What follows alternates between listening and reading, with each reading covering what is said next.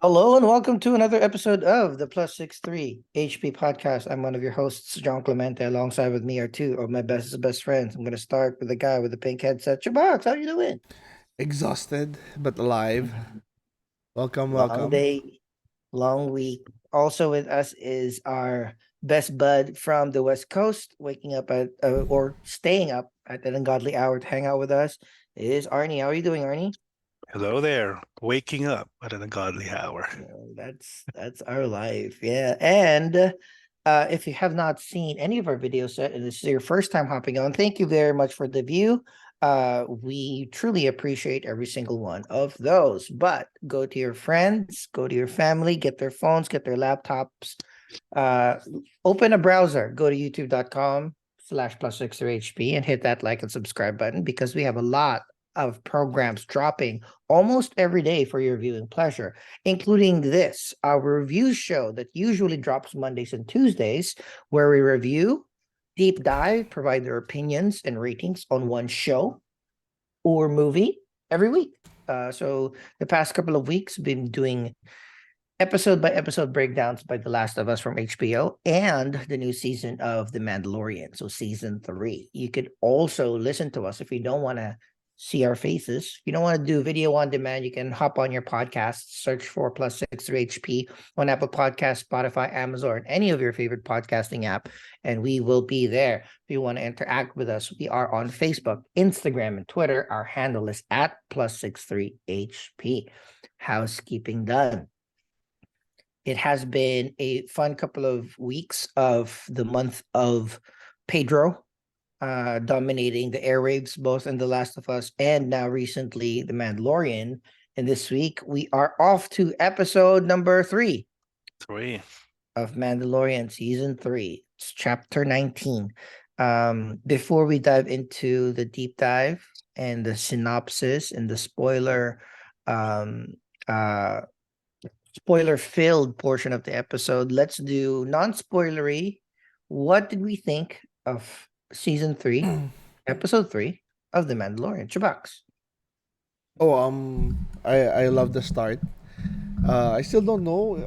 Can we trust Bo-Katan, Arnie? Or I don't know what's happening there. Mm, Are they foreshadowing a fight with him? Anyway, but yeah, I love the fight. I love the all the dog fighting.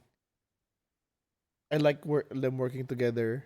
And then a little unnerved when we shifted places, Mm. but mhm. started to get into it and then loving by the end, and then yeah, and then back to the unnerved with the how it ended.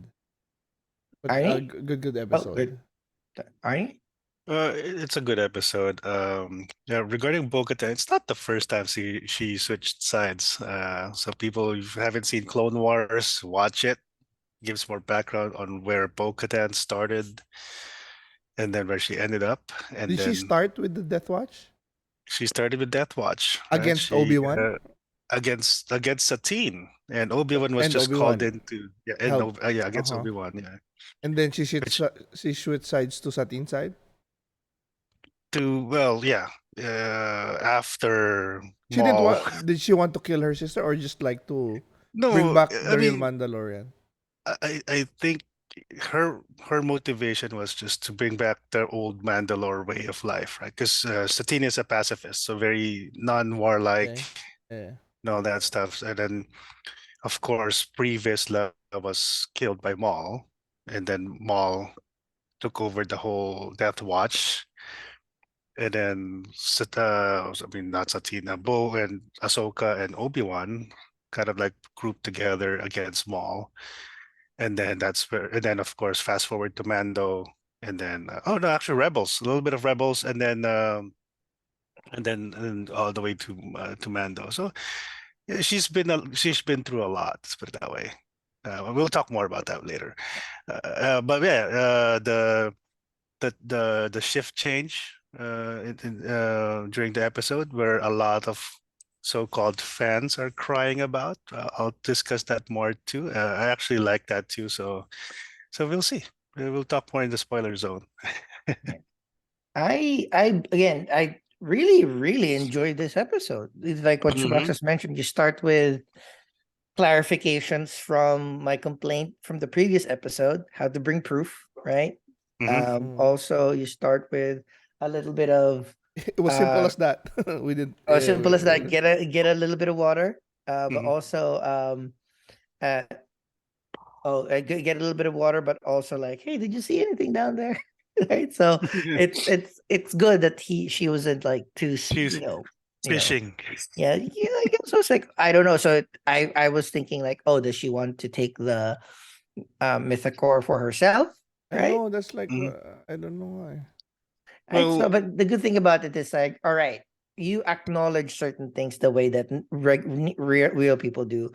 The the dogfight, the air battle that we've seen Maverick, is right. It's the Top awesome. Gun. Like I Yeah. think the fight itself was good, but also the idea of you see all of the different features of the TIE fighters, how many they are. I like, Mhm. both Bo's. Do we know what Bo's ship's name is? All I know it's a gauntlet, Yeah. but we could look it up. Even like the wings kind of The like shifting. flapping against each other for a Yeah, I was just tight turn. familiar with the other ones, the bomber and the interceptor. Yeah. Super enjoyed that. And then yeah, like them bombing Bo-Katan's home. So she was kind of like pissed, so it became personal. And then shifting to like a very unique perspective of a different portion of Star Wars we haven't seen before. Like, Mhm. yeah, there's been like the Empire, the Rebels, the New Republic. There's so many shifts in galactic power. I really, really enjoyed the idea of this kind of rehab, quote unquote, reintegration, rehabilitation. The amnesty Yeah. program. So that was, it's nice like to see that, these are real complex things in terms Mhm. of when there are wars and refugees and happening. Like not it's not everyone's fault that they were being told to do something bad. And Mhm. then, when that bad team loses, they can, Yeah. you're given an opportunity to still kind of like do some recompense. So I really enjoy that. Apart from the smaller ideas that, like the officer, I forgot their name, but I love the idea that, Elia Kane. right. So what's your name? G something, right? Oh yeah, 38, I think. Yeah, G68 or yeah. whatever. 39, Yeah. something like So that. and then L52, right? So L52. are they flirting? Are they friends? Is he being, there's like so I many types mean, that I didn't know, like, ooh, are you just nice because you want to use the scientist, or are you like, are you, there's so many layers that it was fun to like, it's different. I really enjoyed that they could depart. It was a totally large departure from the episode, but those are my thoughts. But either way, those are initial thoughts that we've have on the episode itself. We'll pass the baton to Arnie to give us a little bit of lowdown, and we could really give our final opinions and ratings about this particular episode. Arnie, take it away. all right, real quick. So we start where we ended last week. Bo-Katan is shook that she saw the mythosaur, and at first we all thought that Din was able to see the mythosaur too, but so it was confirmed that he was passed out the entire time. Mm, And notice Bo still kept her helmet on. Because normally Bo will be like, oh, let me remove mm, my helmet. I don't care, blah, blah, blah. She kept the helmet on.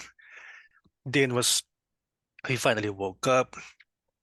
I didn't see anything. I saw the chasm, but, I didn't see anything alive or whatever. So Bo was like, you know, trying to confirm that she saw what she saw. But I guess since he couldn't confirm with her, either she's like, maybe I hallucinated, or I don't need to tell people about this yet because they might think I'm crazy. And mm. as somebody who's been dealing with that type of problems, yeah, it is sometimes a good idea to keep it on the down low for a bit until we Right. get more proof, More right? proof. Yeah, we need more proof. And then, of course, Din was able to get his own proof. And on social media before the episode, there was like this edited photo of Pedro and Katie and Grogu swimming in like a selfie, like, hey, this is the proof that we bathed in the waters. But anyways, Bo was like, "Oh, well, can we leave now? Can we leave? Can we leave?" And I would offer you a feast, but I guess that helmet's not coming off anymore. And then he said, "Yeah, this is the way." And then she's like, "This is the way." So it's more like she's responding to the "this is the way" without being mocking and all that stuff. So Yeah.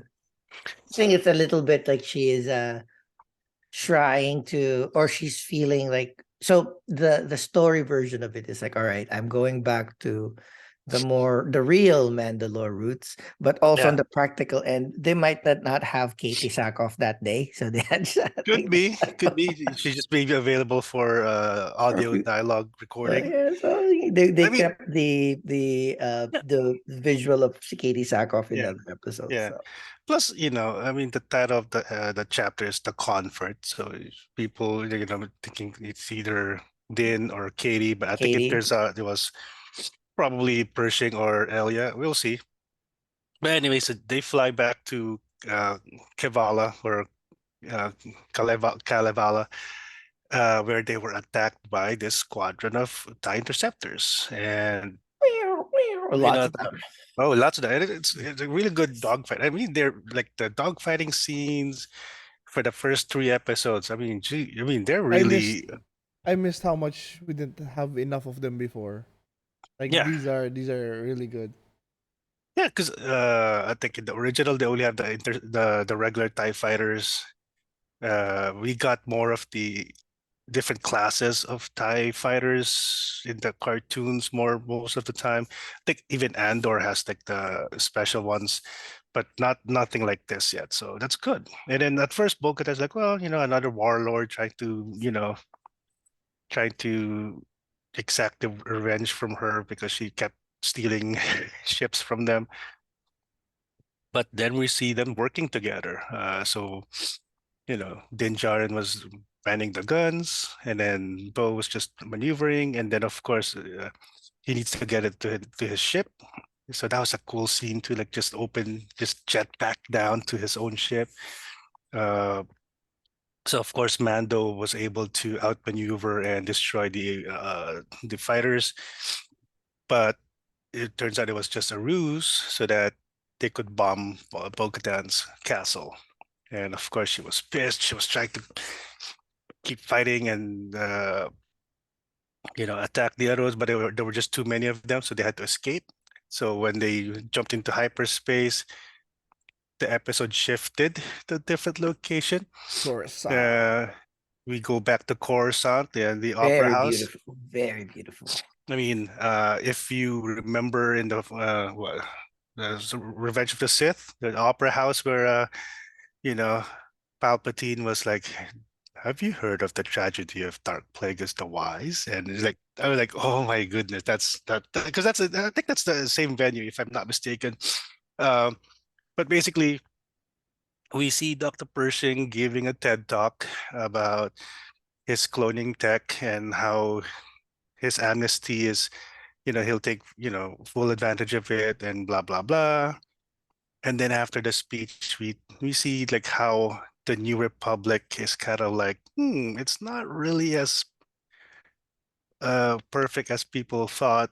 There's people like, Empire, Rebels, New Republic, Old Republic, da da da, whatever. It's the same thing, and they're like, oh, Mhm. okay. Yeah, So I was trying to explain this to the kids. It's just like real world where yeah, if you I have a mean, dictator or like something like that with a power, a very firm grasp of power, mhm, and his word is law, everything is more efficient.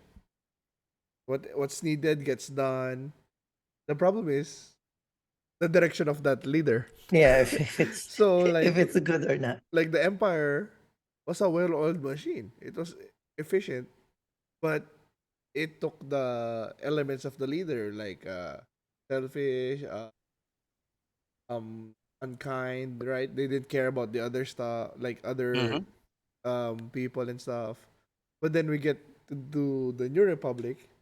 where all the leaders are noble and they Weak. want no, but I mean Yeah, the main core is like yeah, the leaders are good. They want well, I'm sure most of them, like the ones that founded it, they're like they want to be good, they want to help people, but then everything else under them crashes down because there's like other people that are selfish, rich, corrupt. They Hmm. just want them, and since the leaders don't have the hold like the dictator is because they're trying to be nice, everything else is so inefficient downstairs. So it's Inefficient. like Yeah. I Bureaucracy is what they call it. Bureaucracy. Yep.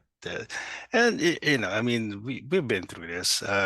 So you know, we've had a dictator, and then that went away, and then of course, nothing's perfect, and then of course. That basically what this Coruscant scene is just explaining how after the Empire the First Order could rise up. It's because there's a lot of apathy from the populace, and like you said, uh, the new leaders might have good intentions, but the execution of the bureaucracy does feed into, well, there's other factions that's coming up, and you know, and all that stuff. So yeah, so we see more of Dr. Pershing. We get introduced to the amnesty program and amnesty housing.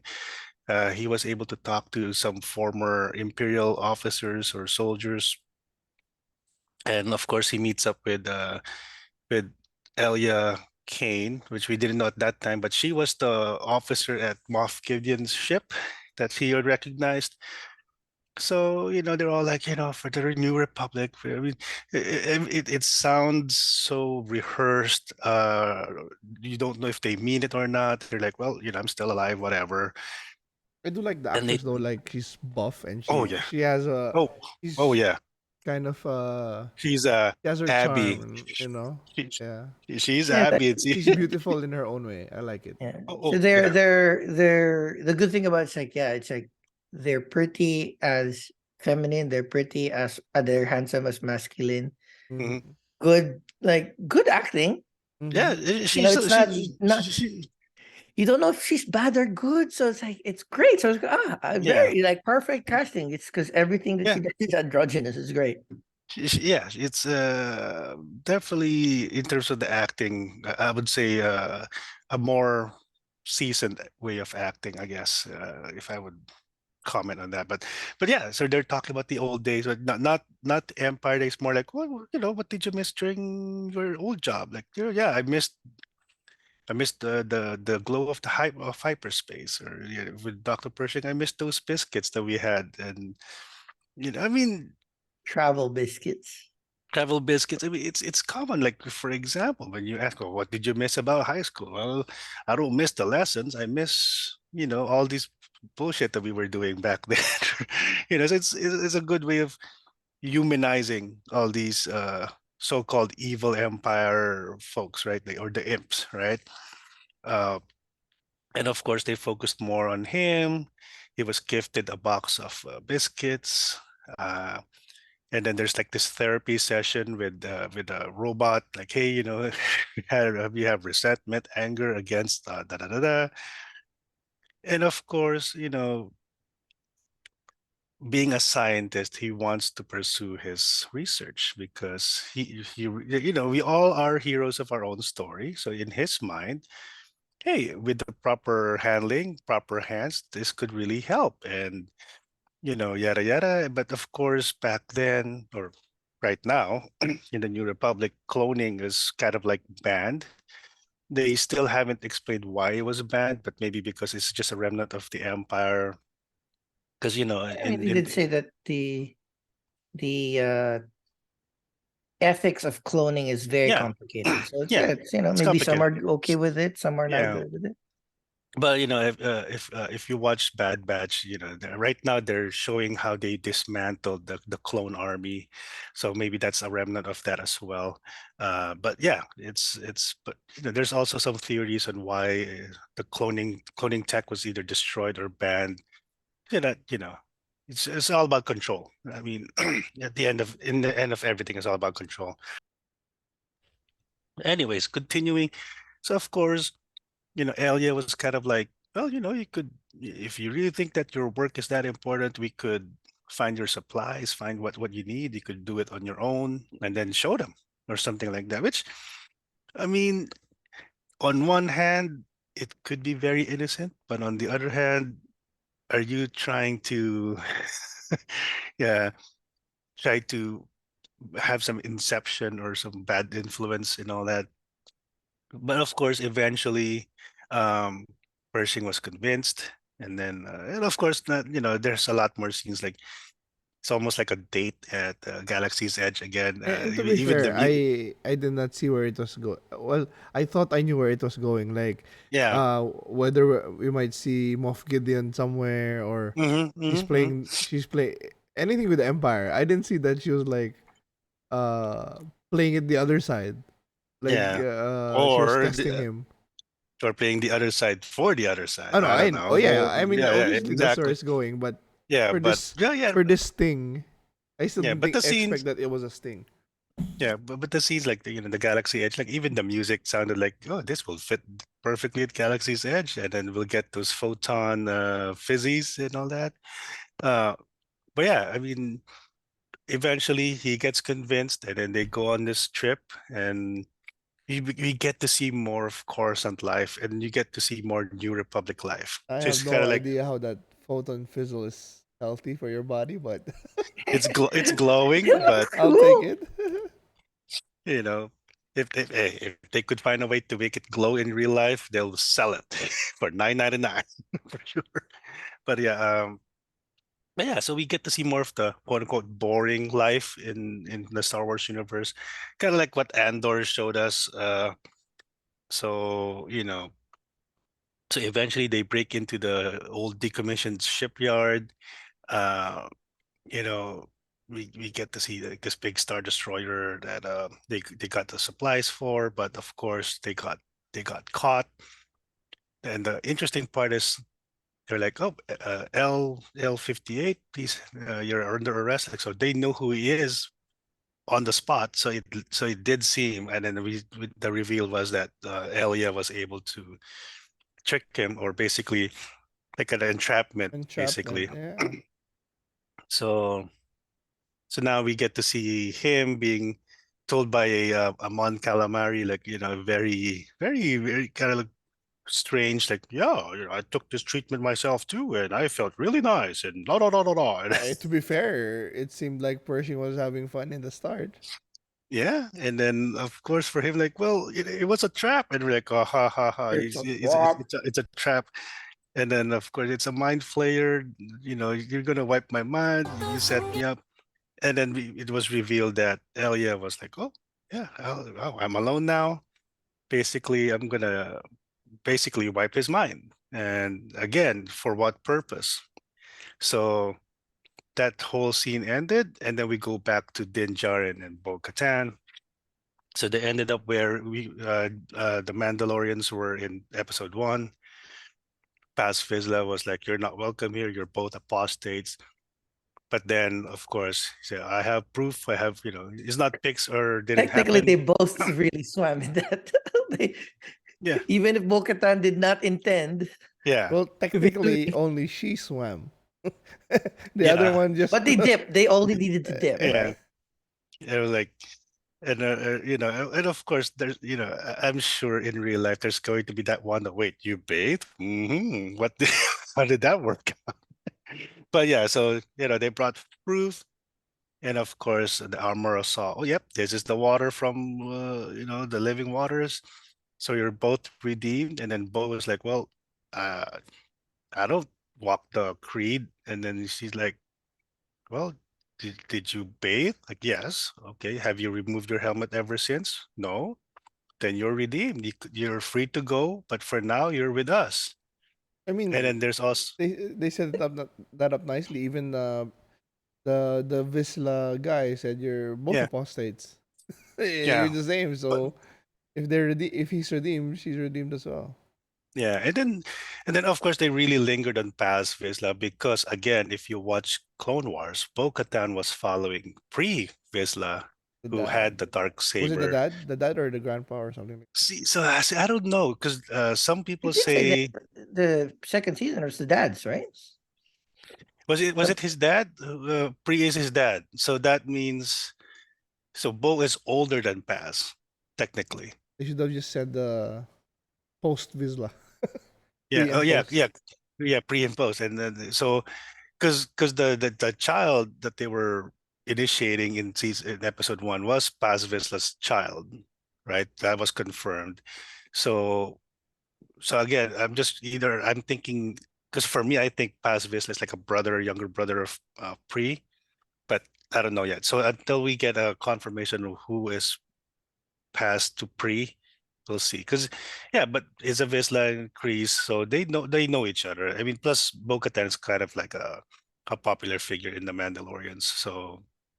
So yeah, but for now, she's a Mandalorian there, and yeah, and then that's where the episode ended. So discussion. So CHUBAX, what do you think? Thoughts? And Oh, possibly rating. I'll go with an 8. I loved it. I enjoyed it. I didn't know how much I needed more dogfighting in Star Wars, but mhm, when they show it, I want it. So yeah, I like it. I love it. I want to see where it's going. And I did read somewhere like we did kind of get a flavor of Andor in this episode, so mhm, that's always a good thing. yeah, it's on program, man. yeah, I was gonna put I for me, I really enjoyed this episode. That it's one of those, it's kind of like a bottle episode. It's kind of like a Mhm, filler episode, kind of like the episode 3 in mhm, The Last of Us, where it gives us a totally different view for a good portion of the episode to give more context to to the series. So yeah, I love the Pershing. I love course. I love like really seeing the boots on ground in Coruscant, not just mhm, like because we only see the square or like the Colosseum where they mhm, debate, mhm. some The Senate, labs, yeah, the and then a Senate, yeah, big wide shot. I love the day to day. I love the yeah, But amnesty, the yeah, very what you said, clear like, look. yeah. It's and not just the day to day, like seeing the New Republic at work. Yeah, yeah, The day in the life of what do you call him? and What do then they call him? Uh, a refugee no, amnesty. amnest. reintegrated. Reintegrate. Yeah, yeah, a day in the life Yeah, of them. So that was really cool. yeah. I So mean, even it kind of looked like the slums when he was arriving to that Yeah, but amnesty that's a nice housing. apartment. It That's a looked, but the nice apartment apartment. looked nice. Yeah, I was a surprised. nice, So it's a It's very nicer nice than apartment. that guy from Andor, where his mom lived. That the amnesty of housing is way better than I that. mean, they look clean. They're drinking outside. In a Yeah, clean. I mean, it didn't look fancy, but it was clean. yeah, So and yeah. I think that was like efficient actually. They didn't spend too much on like the exterior design, Hmm. but inside the apartments they were pretty good. I'd live in that. Yeah, yeah. Yeah, but I really enjoyed it, and then I that's why for me my rating is a solid 8 because subverted my expectations a little bit, give me a good view, but also like they knew like, hey, we're gonna do a lot of talky, a lot of people that not Mandalorian. Let's leave you with an awesome fight. Yeah. Yeah, let's do let's start with action right from the start so that you're satiated. Now you can hunker concentrate down. on other factors of this. So I really enjoy like, Yeah. I am really, really impressed how Mandalorian is continuously refining its storytelling touch. Hmm. Because Hmm. Andor was just perfect from the get-go, but it's Yes. very slow. It's kind of like one of those political movies, like a Hmm. political satire movies. Andor and then and Boba Fett wanted to be like a gangster action filled Yeah. westerny thing, but didn't really land it. Yeah. Andor has a very solid grasp of both. It Yeah. has deep meaning, but also some shallow conversations. Because in fact, like last episode, I actually was what I saw episode 2 again, right through episode 3. Watching episode 2 was like, very little dialogue. Like everything was just like and Pew pew pew. then talking a little bit to to Grogu to explain stuff, and then Yeah, just a lot of like nothing. So a lot of yeah, action, but it yeah. still gave me a lot of context. So I think Mandalorian has the best grasp of like this Star Wars storytelling universe. Arnie, about you? Exactly. So let me start with my rating. It's also an 8. Uh, and then of course, touching on the whole filler episode, because a lot of if you go on social media, if you go on YouTube, they're like, "Oh, it's a filler episode." Da, da, da." You guys need to watch more anime Mhm. to understand what a real filler episode is. Like again, Naruto is very notorious. Dragon Ball Z very notorious. It takes what Or yeah, 4 or 5 episodes for a Kamehameha wave to really take effect. So yeah, there's a lot of filler episodes in the anime. But anyways, and yeah, I mean, it shows you the New Republic, and again, as I led up earlier, it shows how something like the First Order could come up in the New Republic. Because people think, well, if the Empire was so evil, how come they went back to the old ways? Like, well, because there's still people who are either invested in the Empire way of life or something else. And if you go back into world history, in the Chinese dynasties, they end up wiping out the previous dynasties because they don't want something like this to happen. Um, but of course, we don't work that way, or even at least the New Republic allowed some imperials to be rehabilitated or have some amnesty because some of them were either forced to join the empire or had no choice but to join the empire. So like the lowly janitor in the Death Star, like Kevin Smith was talking about. Some people are just like, hey, I'm just a custodian here, and they blew up the Death Star, and all that stuff. So they have to be rehabilitated, to be humane. So you do get to understand, like, there's some explanation on what happened, and all that. And but of course, it's the Mandalorian, and people were saying, like, now it's his turn to have his show hijacked by a different character because he did it with Boba Fett.